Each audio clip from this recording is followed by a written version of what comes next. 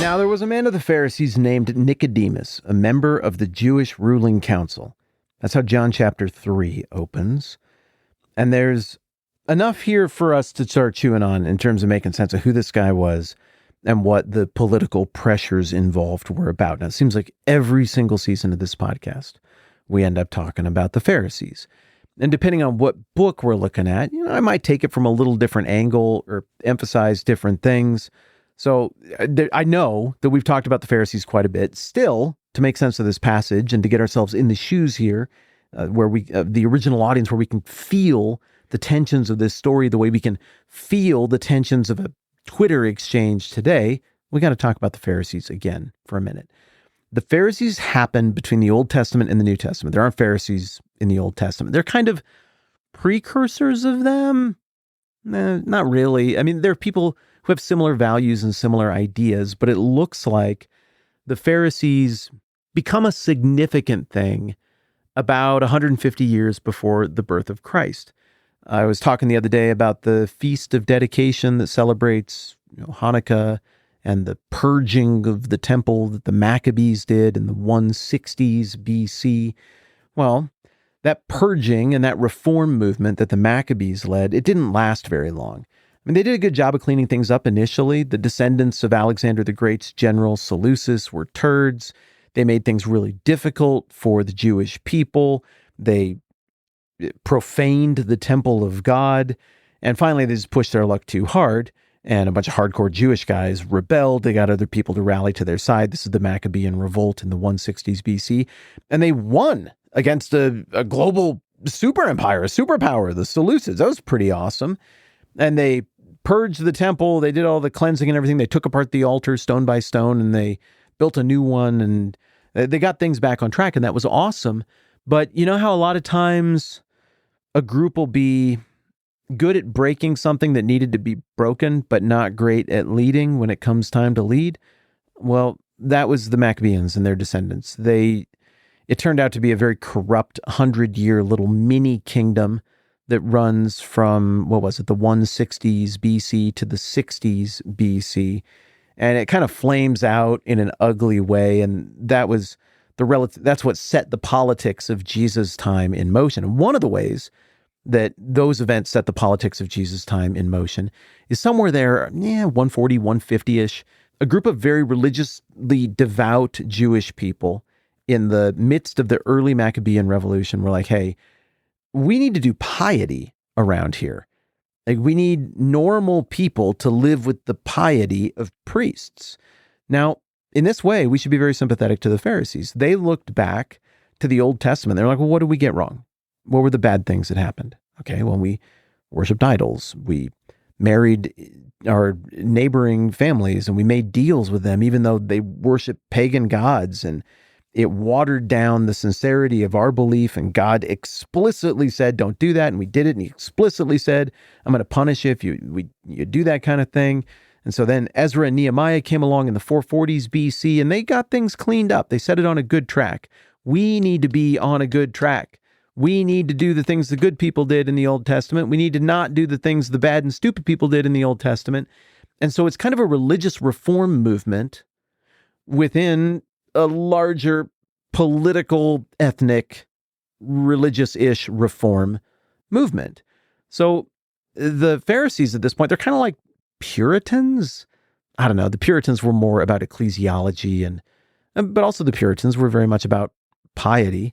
Maybe they're like the Pietists. A lot of your evangelical movement comes out of the Pietist movement in Europe. I don't know quite what to compare them to. They were just people who took it seriously. And they were like, we shouldn't just have like a class of people who takes God seriously and obeys him. We should all do that. So the Pharisees start off kind of nice in that regard. And as a result, this class of non-priests, they're not priests and they're not Levites, they're teachers, they're experts at the Bible and the law, they're holy men, they're a club that eventually gains formal political power. It's not long, by getting close to 100 BC, they're actually in fights with the high priest / kings of the Maccabean kingdom. So that means they're pretty powerful. By the time we start to hear about them in history, they're a very significant group. And then the Pharisees kind of, get into it more aggressively with the very corrupt leadership of their kingdom. And Josephus tells us that one of the leaders of that kingdom actually crucified a whole bunch of Pharisees. That's kind of a forgotten detail that when you think about it, that happens in the, I don't remember exactly, maybe the 80s BC, maybe 20 years before the collapse of the Maccabean kingdom. But Pharisees got crucified in that time. Let that sink in for a minute, because they're the ones who are doing the crucifying around 30 AD. So within less than 100 years, they go from being the victims of a mass crucifixion to crucifying Jesus. Just a little self-awareness moment right there. So there's this internal strife that goes hot. Blood is shed with this just absolutely fervent, you might almost say fundamentalist, religious, Jewish fundamentalist movement within Judaism in the 1st century BC. Well, then eventually the Romans, somewhat bloodily, somewhat bloodlessly, it's kind of a political move. They topple the Maccabean kingdom and Roman control takes over. And then it's very formalized a little bit after the time of the birth of Jesus, and Judea and Galilee become part of formal Roman provinces. And by the time of Jesus, the Pharisees are not a huge group in terms of numbers, because took crazy qualifications to get there. Okay, the Jesuits, I think they have some kind of oath or something that they take to crush and destroy Protestants everywhere. I don't know if that's still the thing, but when they were founded, they were an anti-Protestant missionary movement. Is a pretty aggressive group. I'm not crazy about that part of what this Catholic organization, the Jesuits, are about, but I got to tip my hat to their intelligence. The Jesuits are crazy well trained, which they kind of need to be to carry out at least their initial commissioning, which is pretty subversive.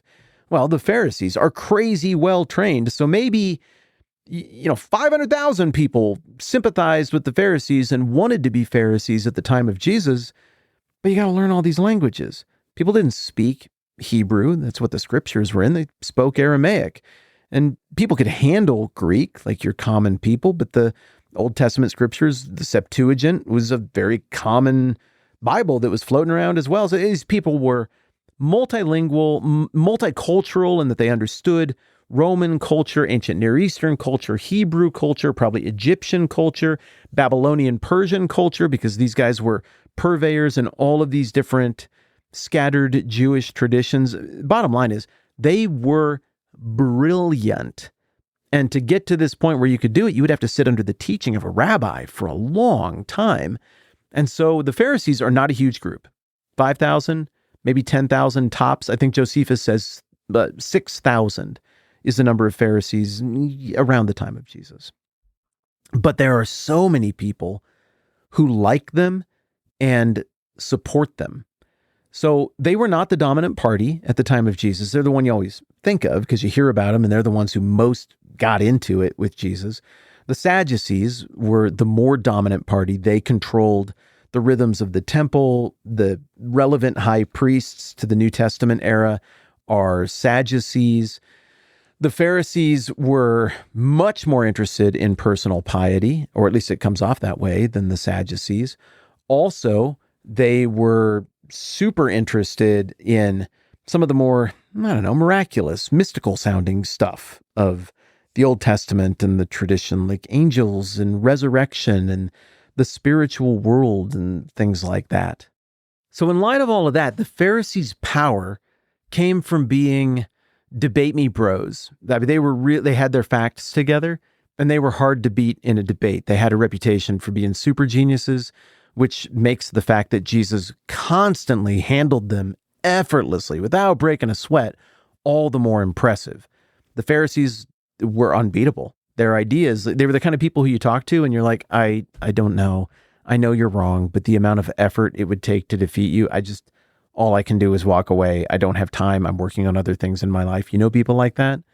Well, imagine an army of 5,000 to 10,000 guys like that, well-dressed, well-funded, and the champions of the common man. The common man would look at that and be like, well, you can't beat those guys in an argument. Those are the winners of the day. And so people liked them. The power of the Pharisees came largely from their popularity with the people. Okay, again, you see how Jesus could be a threat to them? Because Jesus was a lot more popular with the people than they were. They were popular with the people because they could use big fancy words, and they were kind of a surrogate argument winner against the old guard, good old boys club that is the Sadducees, kind of a little bit fat and happy, lazy good old boys club who were the Sadducees. I'm not saying they were dumb. They were smart too. And so they were kind of the champions of the common man. Well, the common man ran after Jesus much more. The common man didn't follow the Pharisees out onto a hillside a couple of times in groups of 4,000 or 5,000 men with women and children too, to have the Pharisees feed them. They didn't go up on the side of a mountain spontaneously in gigantic droves to have the Pharisees teach them. And well, this is very threatening. I mean, the Pharisees' really only power was that enough people liked them that they could kind of get some of the popular seats on the Jewish ruling council, but they weren't priests. They weren't, necessarily from the priestly line of Aaron. So their power came from knowing stuff and having the people like them. And Jesus was better at both of those things than they were. And further, in the interest of getting to that level of historical nuance that we've been talking about lately, and understanding the pressures and the different little layers and shades of gray here with the Pharisees, it should also be noted that the Pharisees themselves were not a singular body who agreed on everything. There were different, very prominent Pharisaic rabbis who came along over time and advocated for a Pharisaic school of thought. Some of them were much more strict than others. Others were more lenient and had, I wouldn't say liberal, but a plan to how to make their Pharisaism more practically doable for the common man. And so within the Pharisees, there was even disagreement on these things. And it's possible that as we dig into this deal with Nicodemus, discreetly coming and talking to Jesus, it's very possible that Nicodemus is from a different wing of the Pharisee party than maybe the Pharisees who were pestering Jesus and John the Baptist earlier, demanding to know things. Maybe Nicodemus is from a group that has a little different style, a little different trademark. That existed.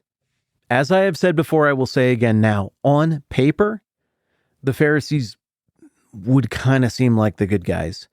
Maybe reluctant good guys, maybe frenemy good guys, but they would be, for most of you who listen to this, and what I've encountered and have come to understand most of you believe in your values, for most of you, the Pharisees would be the party that you hold your nose and reluctantly vote for every time, because they get there in a weird way and they kind of act like jackwagons about it, but they share your values. But if something came along that looked true and real and uncompromised and not weird and arrogant and aloof and controlling, but you got like all the good stuff, but even better, and it was authentic, you would wash your hands of the Pharisees in a second and chase after that real thing with a coherent vision, with a coherent read on history and the heart of a man, the heart of a woman, what makes a person, and where this is all going and who God is. You would listen. The Pharisees understood enough of it to fake it. They at least wanted to try to please God, even if ignorantly and dimly, even if clouded by arrogance. But Jesus was it was a genuine article. So I think most of us would have been reluctantly pro-Pharisee, and then pretty quickly would have been like, okay, yeah, Jesus is what we actually want.